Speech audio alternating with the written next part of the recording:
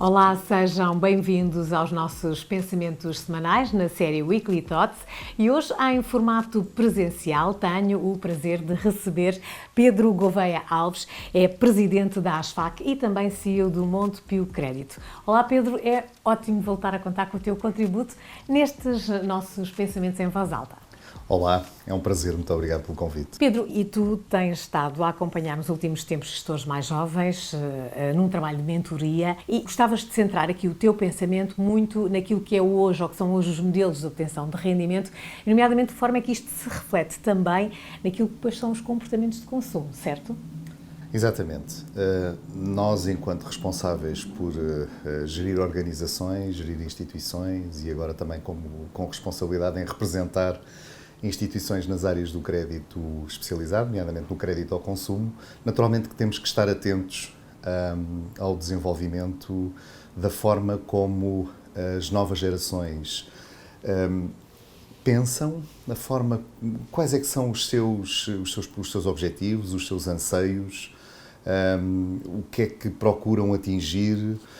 E nós, aquilo que temos vindo a observar é que, na realidade, os jovens hoje têm uma forma de ser, de estar, de pensar e de projetar o futuro de forma muito diferente de outras gerações. E, portanto, há uma diferença muito significativa, uma mudança muito significativa, desde os baby boomers até aos zillennials, não é? Que hoje têm 20 e poucos anos e que projetam o futuro de forma substancialmente diferente. Não olhando tanto para temas relacionados com a propriedade, mas mais temas relacionados com a experiência, com uma profunda preocupação sobre sustentabilidade, uma profunda preocupação sobre alterações climáticas e, de certa forma, reagindo de maneira muito diferente da forma como nós reagíamos aos estímulos do mercado, aos estímulos da economia, quando tínhamos a idade deles. Nós assistimos ao longo dos últimos 30, 40 anos, a uma inversão significativa da pirâmide etária. Hoje, um núcleo familiar, para além de já não ser um núcleo familiar tradicional, completamente diferente, porque pode ser monoparental e é muito provável que seja numa percentagem muito significativa, isso já acontece e, portanto, hoje eu diria uma parte significativa dos jovens já nascem num ambiente nómada.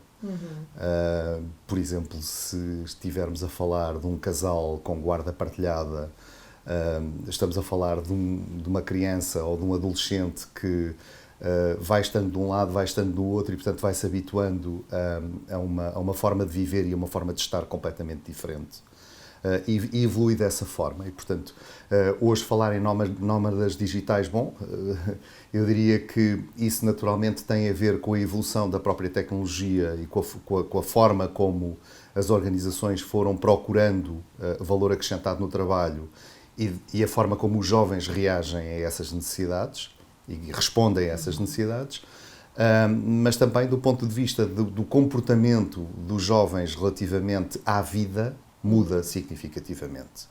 Eu referi há pouco, hoje menos propriedade, mais experiência, menos consumo, mais sustentabilidade, menos consumo no sentido do consumo definitivo, do consumo de pauperar os recursos naturais, mais sustentabilidade, o cumprimento dos ODS, o cumprimento das políticas da ESG por parte das organizações hoje é algo que está em cima da mesa e que os novos consumidores vão exigir das organizações. É interessante que falas dos novos consumidores, mas também muito mudou quando pensamos nos séniores. Ainda há pouco em Off the Record estávamos a falar nisso, não é? Temos hoje uma realidade completamente diferente nos jovens, mas também temos uma realidade completamente diferente naquilo que são os targets mais envelhecidos, que hoje também já vivem a vida de uma outra maneira e inclusivamente equacionam a sua vida ativa de uma outra maneira. Será que também temos aqui comportamentos de consumo que podem não estar a ser aproveitados ou bem analisados por parte das empresas? Esse vai ser um grande tema da próxima década. Aliás, já começa a ser agora, mas vai ser um tema que estará seguramente em cima da mesa na próxima década. nesta perspectiva, é que a população mundial com mais de 65 anos vai representar entre 1/4 ou 1/3 do total da população. Isto sem dúvida nenhuma, uma vez que a taxa de natalidade reduziu significativamente e, à medida que vão passando os anos, naturalmente a população vai... E, por outro lado, há também um aumento significativo da esperança média de vida, atenta à qualidade de vida e os cuidados médicos e os cuidados de saúde que as populações vão tendo. E, portanto, vão alargando, digamos que, a sua esperança média de vida e, portanto, vão sendo uma população cada vez maior nesta franja etária. E este é um tema para o qual as empresas e as organizações têm que estar particularmente atentos. Por um lado, vai aumentar o rendimento desta população, população esta que teve uma vida ativa já num patamar diferente, nomeadamente dos baby boomers, e, portanto, vai ter outro tipo de disponibilidade que hoje a esmagadora maioria das pessoas mais séniores, infelizmente, não têm. Agora, este vai ser um tema porque vai mexer com muitas coisas, com muitos setores de atividade e também proporcionando, por um lado, desafios, por outro lado, oportunidades de desenvolvimento da própria sociedade, nomeadamente ao nível da saúde, nomeadamente ao nível da adaptação do meio ambiente e da forma como as cidades estão organizadas, da forma como os núcleos comunitários estão organizados, uma vez que as necessidades em termos de cuidados de saúde vão ser maiores, as necessidades em termos de atividades que tenham mais a ver com experiência vão ser maiores ainda. E, naturalmente, que as organizações vão ter que olhar para este segmento emergente de uma forma mais clara e até, diria, aproveitando aquilo que este segmento pode dar, efetivamente, às organizações, porque são, efetivamente, oportunidades, porque estamos a falar de uma população mais esclarecida, de uma população com experiência, de uma população que sabe exatamente o que é que pretende, ou o que é que vai, muito objetiva, muito racional também. E, portanto, naturalmente, isto são desafios para os marketeers das empresas que nem sempre entendem as necessidades deste segmento, uma vez que, tipicamente, as responsabilidades pela gestão estão acometidas a pessoas extraordinariamente mais jovens e, portanto,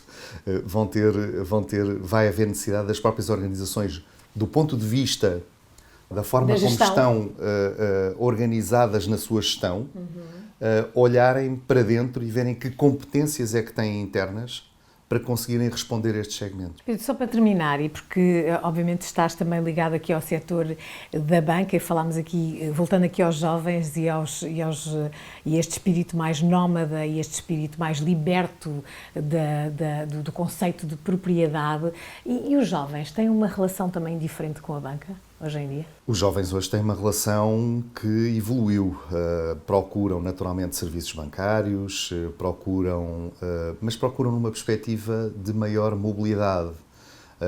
Não apenas no país onde se inserem, mas a nível global, a nível internacional. Procuram muito que os meios de pagamento sejam flexíveis a nível global, procuram muito flexibilidade nos serviços. E, portanto, nesta perspectiva, também há aqui uma alteração dos padrões de consumo de serviços financeiros. Ao nível do crédito, continuam a olhar para o crédito como uma forma de antecipação dos seus rendimentos futuros, aliás, como uma forma de também poderem ter acesso a meios que possam gerar esses mesmos rendimentos. Nós muitas vezes olhamos para os consumidores mais jovens que procuram comprar carro e, portanto, se procuram comprar uma viatura, não é apenas para lazer, na maior parte dos casos, para satisfazerem as suas necessidades, de terem um meio que também ajude a formar o seu rendimento. Ou se procuram material informático, por exemplo, necessidade de material informático, computadores, etc., para trabalharem, para poderem desenvolver a sua atividade, falávamos em nómadas digitais. Bom, o nómada digital precisa de No tecnologia e, portanto, precisa ter acesso à tecnologia e nessa perspectiva, porque está a perspectivar ter rendimento com isso e, portanto, nessa perspectiva, a antecipação do rendimento é aquilo que nós chamamos vulgarmente de crédito. Obrigada, Pedro, por nos ajudares a pensar em voz alta sobre estes temas e pôres aqui também um bocadinho em cima da mesa alguns dos tópicos que vão obrigar as empresas a olhar para aquilo que será a sua estratégia no futuro para chegar não só ao segmento jovem, mas também ao dito segmento sénior. E para terminar, gostamos sempre de ter uma sugestão aqui de cultura e lazer. Desafio-te então a dar-nos aqui uma sugestão que tu consideres que seja interessante para inspirar a comunidade. Eu acho que vale a pena sempre acompanhar os mais recentes acontecimentos, naturalmente, e de uma forma infeliz, da guerra na Ucrânia, a forma como isto impacta na população em geral. Vale a pena acompanhar também os mais recentes desenvolvimentos proporcionados pela ONU, pela Organização das Nações Unidas, na perspectiva de procurar reunir as nações em torno da urgência climática, e vale a pena também perceber como é que as pessoas, os cidadãos, encaram as mudanças até do ponto de vista do governo das nações. Há um livro muito interessante, publicado recentemente por José Rodrigues dos Santos, escrito, aliás, recentemente por José Rodrigues dos Santos, que é A Mulher do Dragão Vermelho, que vale a pena ler, porque tem muito daquilo que é o mistério da forma como a China tem sido governada, como tem evoluído ao longo do tempo e como ela própria mudará a forma como o mundo está organizado. Fica a sugestão, Pedro, muito obrigada. Quanto a si, já sabe, não perca estes nossos pensamentos em voz alta, quer no Empower Brands Channel em versão vídeo, quer também no Spotify em versão podcast. Fique bem e obrigada pela preferência.